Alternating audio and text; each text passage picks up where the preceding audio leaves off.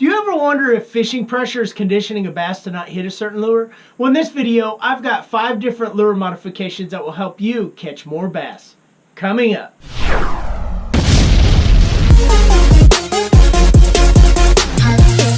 What's up, everybody? Derek here from the Bass Factory, bringing you the best tips and tools to help you become a better angler. If you're new here, you really should consider hitting that subscribe button. Well, today I'm going to be bringing you 5 of my favorite lure modifications that I used in the past. These were primarily used on lakes that were holding fish nearer to the bank because these were shallow water lakes. And the fish didn't really want to move offshore because there wasn't much structure, much going out in the middle of the lake, so they wanted to stay more shallow. So what I did is I changed up some lures because other anglers were beating the bank and everybody was fishing with the same lures. And I changed up these lures, did a couple modifications to them, and then all of a sudden, boom, I was catching fish. It was like the heavens had opened and I found something new and I just started catching fish all over again. And here they are. My number 1 lure modification is with the Gary Yamamoto Senko. These things are awesome and I've used these for years. They've got a really good soft plastic, but they rip a lot of the times, and these can get expensive when you start going through them. So if you hook it weedless and go through the head of the bait, let's say you caught a fish. Well, it just ripped right through. So time to tie on another one. It just ripped all the way to the center, if you can see that. Just ripped all the way. So what do? You tie on another lure. But what if you want to save money and you want to save your lures? Well, this right here is the ticket. You re-weld that plastic. You just heat it up in that area where that rip is. Of course, it's going to smooth it just a slight bit. You just basically melt that plastic a little bit, let it set up, dip it in the water and it'll cool quicker. But that's it. Very simple fix. And the other thing that I do that to a Senko that helps me out is what I have in my boat at all times, and I've switched over to completely because it can fix it has so many different uses, and that's heat shrink.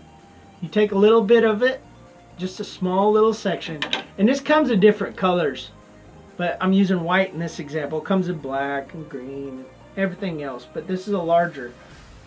You take this, you put it over the head of that, or pull it down and put it wacky rig, and you don't have to worry about the O-ring tool or any of the O-ring stuffs. And O-rings a lot of the times have less surface area, so eventually they're going to pull through the lure. They're going to rip right straight through it. This has more surface area, so it will actually grip onto the bait better.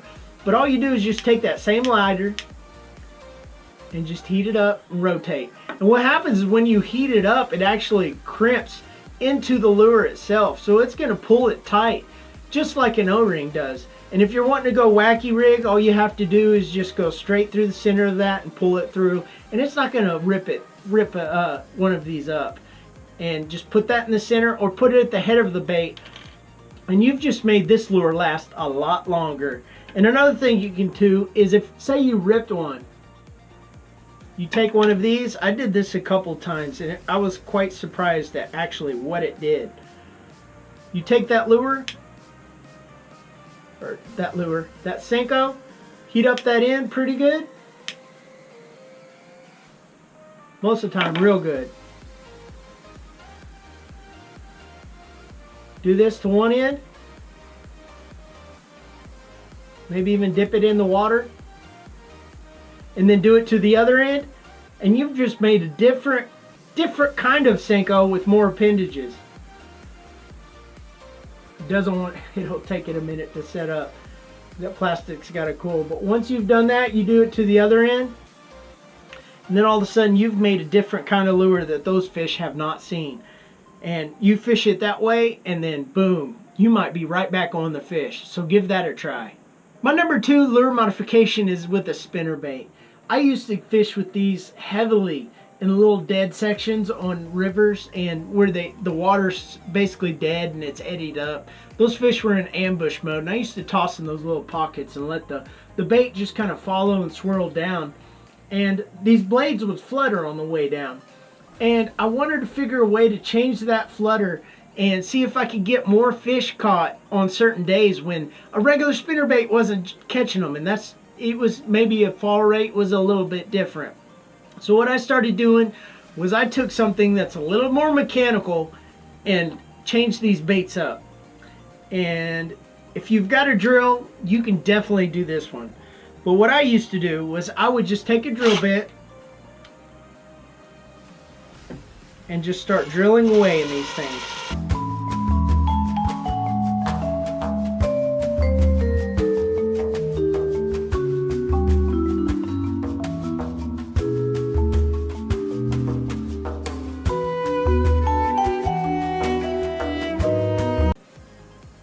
And that's all I would simply do. That's it. I mean, you can do it to the other blade here. This little Colorado, you can do that. But mainly I would do it to the willow. And then come back with a file and just file on the backside or sandpaper. Because it makes it a little rough, or just leave it the way you want. It may even cause a little more vibration. I haven't exactly figured out that combination. But just play with these lures and figure out what's the best way or the best method of fixing them up. But I noticed as I did this, it changed the fluttering action as they would fall. And I would fish with one of these. This is actually just $1, one of the dollar spinnerbaits from Walmart, if it looks familiar. And I used to do that to a lot of these, just to play and try to figure out what was going on with the fish and start modifying lures. And I would fish with one of these that did not have the drills in it, holes in it, and then all of a sudden I wouldn't catch any. I would go through a dry spell, tie back on one of these, throw it out there, and then all of a sudden I would start catching them again. Same color, same everything. The only difference was that I drilled holes in these blades. And I believe that it changed the fluttering action of it. And that's all I basically did. And you should definitely give this a try. If you've got a drill bit at home, try that sometime, and it may change up everything that you're doing with spinnerbaits. My number 3 lure modification is with plastics, and all you're going to need is scissors. And for this modification, it could be any plastic, but for this example, I've got a Senko. So what I would do is I would think, I want more action out of my plastics. I want a little more vibration, or a little more flare, or whatever you want. The Senkos have no appendages, no flares, no nothing. So for example, let's say I have this Senko and I'm just wacky rigged. Looks great to a fish, but say they've seen that 1,000 times in 1 week. It's just gone right by them. Well, I don't know if this is going to work, but it has worked for me. I don't know if the conditions were different, but on heavily pressured places, I would simply start cutting that lure, or that plastic. I would just cut it, and I would give it legs. I would make it almost like a ribbon tail. Just anything to change it up, and I would catch fish on them. And it's just basically taking those scissors and making little slices and cuts, and just playing with the lure and being creative. Oh, a little bit fell off, but I'm sure that looks ugly, but now I've got a little flare on the end, so when I pull that, I've got a little bit more.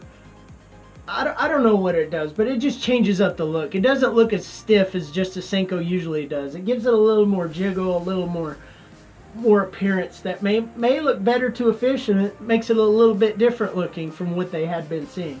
But you should try that. Just grab some scissors, make some back cuts or some other cuts, cause a little more vibration in the water, and it may catch you some more fish. So give that a try. My number 4 lure modification is a little more technical. Got a drill bit.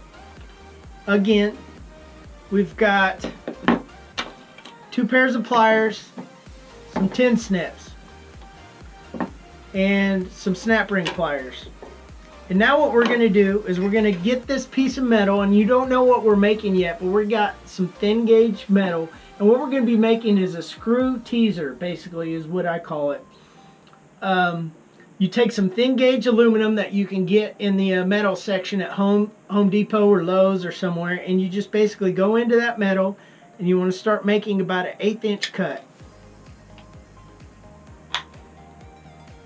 And we're only going to make this about 2 inches long, so that's all we're going to need. Snip that. There's our metal. Now you want to take your drill and your drill bit, and towards the head of that, very close to the top.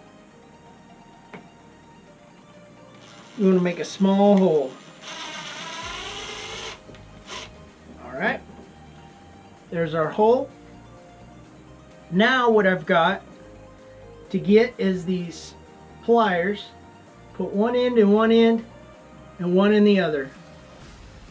And just start twisting. And you want to watch your bends. You don't want creases, you want it to be smooth looking, because we're trying to make this look like a screw for the most part. And just go back down through there. Just kind of bending it around, manipulating it to where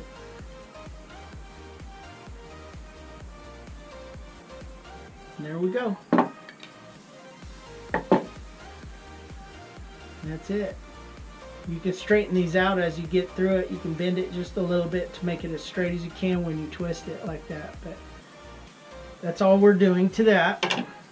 And now what I've got is I've got two swivels on each ends of a little snap rings on the little end of a swivel.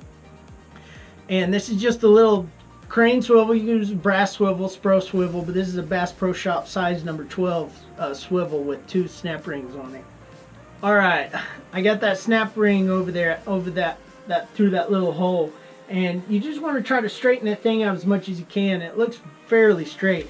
For this example, you can use this on a crankbait, you can use this on plastics, you can get little screw ends for this, and you can put it on the ends of like wacky rig Senkos or your plastics or just whatever. So many different uses of using these instead of using a blade. But for this example, I've got a spinner bait here, so just take one of those snap rings, put it over there. I've got a little heat shrink, so I'll just take it over the hook.